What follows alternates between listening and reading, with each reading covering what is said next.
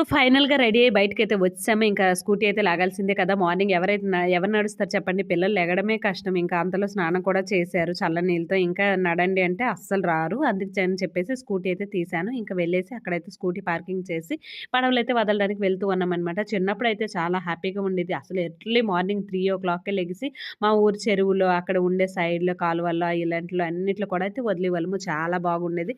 ఇక్కడైతే చెరువు ఒక్కటే కదా! అది కూడా డైలీ రావాలంటే అవ్వదు. సో, కార్తీక పౌర్ణమి రోజు మాత్రమే అందరూ కూడా వచ్చి వదులుతారు. సో, మేము కూడా అందుకోసం ఇంకా మార్నింగ్ లెగాలనుకున్నా కానీ అస్సలు అవ్వలేదు. ఇప్పుడైతే 6 అయిపోయింది ఆల్రెడీ టైము. ఇంక అక్కడ దగ్గరలో ఉండే రావి చెట్టు కూడా ముందుగా పూజ చేసి దగ్గర దగ్గర ఉండే గుళ్ళు అన్నిటికి కూడా వెళ్ళాము. అసలు ఈ రోజంతా మేము ఏం చేసాం ఏంటి అనేది నెక్స్ట్ వీడియోలో ఉంటది. ఇది అస్సలు మిస్ కావద్దు. చాలా బావుంటది వీడియో అయితే.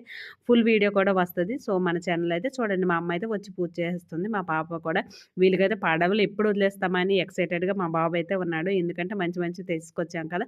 ఇక్కడ కూడా మాకు కావాల్సినవైతే వేరే వాళ్ళైతే